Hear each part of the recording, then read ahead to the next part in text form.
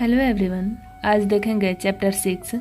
इसके पिछले वीडियो में चैप्टर 5 के बारे में हम लोग बात कर चुके हैं, जो एनसीईआरटी हिस्ट्री क्लास 7 का नोट्स है। अगर आपको बुक चाहिए तो डिस्क्रिप्शन में टेलीग्राम लिंक है, वहाँ से आपको बुक की पीडीएफ मिल जाएगी। इसमें बात करेंगे चैप्टर 6 की, जो है ईश्वर से अनुराग। इसमें हम लोग देखेंगे भक्ति की शुरुआत कैसे हुई। उसके बाद दक्षिण भारत में भक्ति, जिसमें नयनार और अलवार संतों के बारे में बात करेंगे। नाथपंथी, सिद्ध और योगी के बारे में जानेंगे। इस्लाम और सूफी मत के बारे में बात करेंगे। कबीर और गुरु नानक के बारे में थोड़ी सी बात करेंगे। दर्शन और भक्ति क्या है, इन सब चीज़ों को देखेंगे इस चैप्टर में।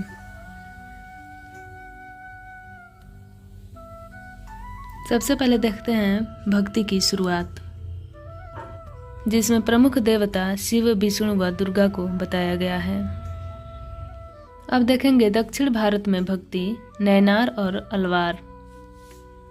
7वीं से 9वीं शताब्दियों के बीच कुछ नए धार्मिक आंदोलनों का प्रादुर्भाव हुआ, जिसका नेतृत्व नयनार और अलवार ने किया। अब नयनार किसे कहते हैं? नयनार जो संत थे वो शैव संत थे, यानी शिव के उपासक थे, जिनकी संख्या 63 थी। नयनारों की संख्या 63 थी। इनके गीतों के 2 संकलन है। ये गीत और भक्ति में ये लोग गीत और कविता की रचना करते थे, जिसका संकलन 2 किताब में किया गया है, जिसका नाम है तेवरम और दूसरा तिरुवाच। नयनार संतों के गीतों के संकलन है। नयनार में सर्वाधिक प्रसिद्ध संत जो थे वो थे अपार, संबंदर, सुंदरार और मणिक्वा सागर। अब देखेंगे अलवार। अलवार जो थे ये विष्णु संत थे, यानी विष्णु के उपासक थे अलवार, जिनकी संख्या 12 थी और इनके गीतों का संकलन दिव्य प्रबंधम में किया गया है। याद रखेंगे, दिव्य प्रबंधम में अलवार संतों की गीतों का संकलन है।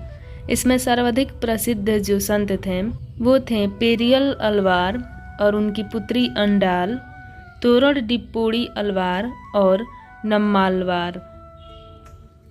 नयनार व अलवार घुमक्कड़ संत थे। वे जहाँ भी जाते थे वहाँ के स्थानीय देवी देवताओं की प्रशंसा में सुंदर कविताएं रचकर उन्हें संगीतबद्ध किया करते थे। अब देखेंगे पुलैया और पनार कौन थे, जो इन्हीं संतों में शामिल थे।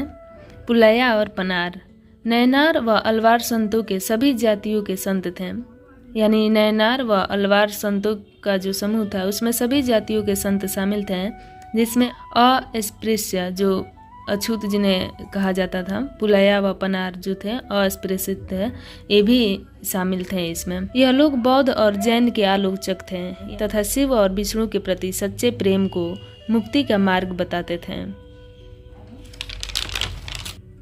अब बात करेंगे दर्शन और भक्ति की, जिसमें देखेंगे शंकर के बारे में, जो जिन्हें शंकराचार्य भी कहा जाता है, जो अद्वैतवाद के समर्थक शंकर, जिनका जन्म केरल प्रदेश में हुआ था 18वीं सदी में। इनके अनुसार जीवात्मा और परमात्मा दोनों एक ही हैं। ब्रह्मा जो एकमात्र परम सत्य व निर्गुण निराकार है। शंकर ने हमारे चारों ओर के संसार को मिथ्या माना, जिसका परित्याग करके संन्यास लेने की बात कही है। ये बात शंकर ने कही है। अब देखेंगे रामानुज। रामानुज विशिष्टता द्वैत के सिद्धांत का प्रतिपादक थे। इनका जन्म तमिलनाडु में 11वीं सदी में हुआ था। ये अलवार संतों से काफ़ी प्रभावित थे। उनके अनुसार मोक्ष प्राप्ति का उपाय विष्णु के प्रति अनन्य भक्ति का भाव रखना है। आत्मा परमात्मा से जुड़ने के बाद भी अपनी अलग सत्ता बनाए रखती है, ऐसा मान्यता रामानुज का था। अब बात करेंगे वीरशैव आंदोलन की। वीरशैव आंदोलन, यह आंदोलन 12वीं सदी के मध्य में कर्नाटक में प्रारंभ हुआ। इसका नेतृत्व बसवना, अल्मा प्रभु और अक्कम महादेवी तथा उनके साथियों ने किया। वीरशैवों ने सभी व्यक्तियों के समानता के पक्ष में जाति तथा नारी के प्रति व्यवहार के बारे में ब्राह्मणवादी विचारधारा के विरुद्ध अपने प्रबल तर्क प्रस्तुत किया। ये सभी प्रकार के कर्मकांडों व मूर्ति पूजा के विरोधी थे। दक्कन में भक्ति आंदोलन, जिसमें बात करेंगे विठल संप्रदाय की। विठल जो होता है वो विष्णु का एक रूप होता है विठल, जिसके उपासक यहाँ के जो भक्त थे। महाराष्ट्र के ज्ञानेश्वर, नामदेव, एकनाथ और तुकाराम जैसे वैष्णव संत, कवि भगवान विट्ठल के उपासक थे। सखुबाई जैसी स्त्रियां तथा जो परिवार अस्पृश्य महार जाति का था वे भी शामिल थे इस विट्ठल संप्रदाय में। यानी जातिगत जो भेदभाव थी ऐसा इसमें देखने को नहीं मिलता है। इसमें बारकारी संप्रदाय का उदय होता है, जिसमें भगवान विट्ठल की आराधना ने बारकारी संप्रदाय को जन्म दिया, जो पंढरपुर की वार्षिक तीर्थ यात्रा पर जोर देता है। और इन लोगों का मानना था कि असली भक्ति दूसरों के दुखों को बांट लेना है।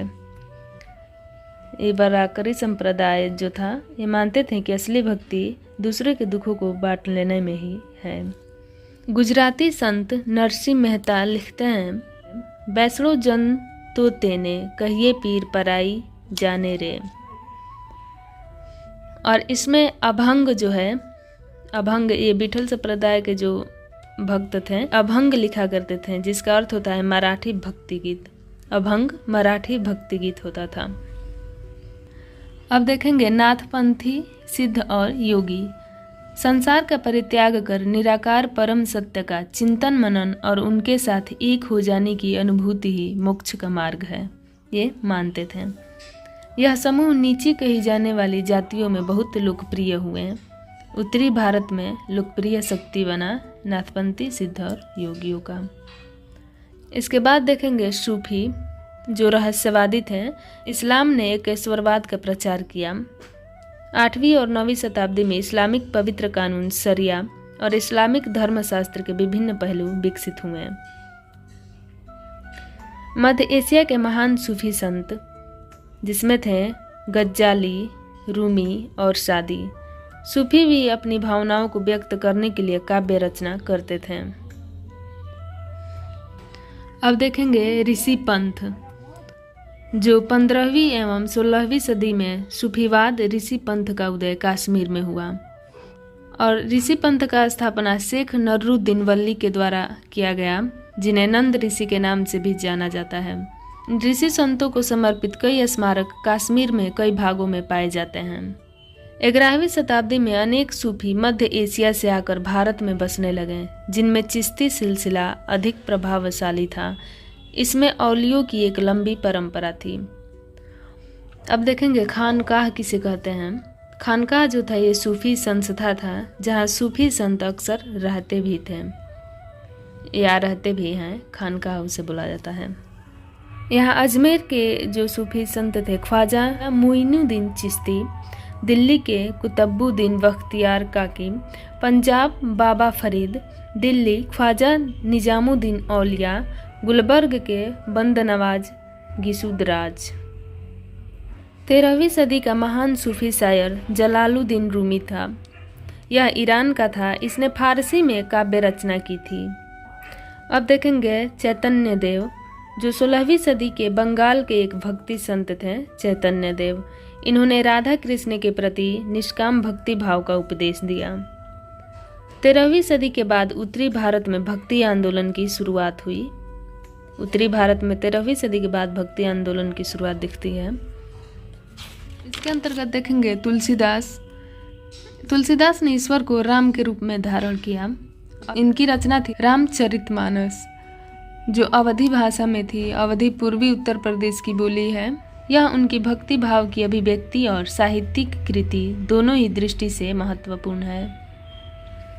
अब बात करेंगे सूरदास की, जो कृष्ण भक्त थे और इनकी रचना सुरसागर, सुरसरावली साहित्यिक लहरी है। आगे देखेंगे शंकरदेव, जो असम में के थे। शंकरदेव ये विष्णु भक्त थे। ये सूरदास के समकालीन थे। शंकरदेव सूरदास के समकालीन ही थे। इन्होंने असमिया भाषा में कई कविताएं व नाटक लिखा। नामघर का जो संस्था था ये इन्होंने ही शुरुआत किया था। शंकरदेव ने नामघर, जिसमें कविता पाठ और प्रार्थना गृह होता था। यानी नामघर उसे बोला जाता था जहाँ कविता पाठ और प्रार्थना होता था। और शंकरदेव की प्रमुख रचना थी कीर्तन घोष। कीर्तन घोष शंकरदेव की प्रमुख रचना है। शंकरदेव की भक्ति का सार, एक शरण नाम धर्म। इनकी भक्ति का जो सार है एक शरण नाम धर्म, यानी एक सर्वोच्च सत्ता के प्रति समर्पण के नाम से जाना गया। अब बात करेंगे जयदेव की, जो बंगाल के थे। जयदेव जिनकी रचना है गीत गोविंद, जो संस्कृत भाषा में इन्होंने लिखा था गीत गोविंद। इसमें हर गीत एक विशेष राग व ताल में रचित है। संगीत पर संतों का एक महत्वपूर्ण प्रभाव भजन, कीर्तन और अभंग का प्रयोग था। अभंग के बारे में अभी हम लोग बात किए, जो मराठी भक्ति गीत होता था अभंग। अब देखेंगे कबीर। इनका जन्म एक मुसलमान जुलाहा बुनकर परिवार को बोला जाता है। इनका जन्म एक मुसलमान जुलाहा परिवार में हुआ था, जिनकी रचनाएं संग्रहित हैं। इनकी रचनाएं गुरु ग्रंथ साहब, पंचवाणी और बीजक में संग्रहित हैं, कबीर की रचनाएं। आगे देखेंगे गुरु नानक, जिनका समय था 1469 से 1539 तक। इनका जन्म तलवंडी में हुआ था, जो पाकिस्तान में ननकाना साहब के नाम से जाना जाता है। और डेरा बाबक नानक, गुरु नानक ने करतारपुर रावी नदी के तट पर डेरा बाबा नामक केंद्र स्थापित किया था। ये गुरु नानक ने किया था। धर्मसाल, जिसे आज गुरुद्वारा बोला जाता है, इसे पहले धर्मसाल बोला जाता था, जो उपासना एवं धार्मिक कार्यों के लिए नियुक्ति की गई जगह होती थी, जिसे धर्मसाल बोला जाता था, जिसे आज हम लोग गुरुद्वारा बोलते हैं। गुरु नानक के बाद उनके उत्तराधिकारी जो हुए वो थे गुरु अंगद। गुरु अंगद का नाम ही लहड़ा था, इसके बाद ये अंगद के नाम से जाने गए। इन्होंने गुरु नानक की रचनाओं को संग्रहित किया तथा अपनी रचनाएं भी उसमें जोड़ा। इस संग्रह को एक नई लिपि यानी गुरुमुखी लिपि में लिखा। गुरु अंगद ने गुरु नानक के रचनाओं को संग्रहित किया और अपनी रचनाएं भी उसमें जोड़ा, और इसने नई लिपि गुरुमुखी में इन रचनाओं को लिखा था। गुरु अंगद के 3 उत्तराधिकारियों ने भी अपनी रचनाएं नानक के नाम से लिखी। इनका संग्रह गुरु अर्जुन ने 1604 में संग्रहित किया। इसमें शेख फरीद, संत कबीर, भगत नामदेव और तेग बहादुर, गुरु तेग बहादुर की वाणी जोड़ी गई है। 1706 में इस संग्रह को तेग बहादुर के पुत्र व उत्तराधिकारी गुरु गोविंद सिंह ने प्रमाणित किया, जिसे सिखों के पवित्र ग्रंथ गुरु ग्रंथ साहब के नाम से जाना जाता है। अब बात करेंगे खालसा पंथ की। खालसा पंथ की स्थापना 1699 में गुरु गोविंद सिंह ने की थी। यह संस्था जो थी, इसे गुरु गोविंद सिंह ने 1699 में बनाया था, जिसका बनाने का कारण जो था, जहांगीर ने 1606 में गुरु अर्जुन को मृत्यु दंड देने का आदेश दिया, जिससे 17वीं सदी में सिख आंदोलन का राजनीतिकरण शुरू हो गया। सिखों ने अपने आदेश के सार को व्यक्त करने के लिए 3 शब्दों का प्रयोग किया, जिसमें था नाम, दान और स्नान, जिसे स्नान बोला जाता है। नाम में उपासना, दान दूसरों का भला करना, और ये स्नान आचार विचार की पवित्रता पर बल देता है। इसे वर्तमान में नाम जो उपासना है, इसे नाम जपना, दान के बारे में कीर्त करना और स्नान के बारे में वंड छकना बोला जाता है। अभी देखेंगे हरमंदिर साहब, जो प्राचीन नाम है स्वर्ण मंदिर का हरमंदिर साहब, और रामदासपुर शहर, जो आज अमृतसर कहलाता है, उसका नाम था रामदासपुर शहर। इस चैप्टर में इतना ही। अगले वीडियो में देखेंगे चैप्टर 7। एक बार मैं पूरा नोट्स दिखा देती हूँ, आप लोग चाहें तो बना लें, और बुक चाहिए तो इसकी PDF आपको टेलीग्राम पे मिल जाएगी, आप लोग वहाँ से जाके देख सकते हैं।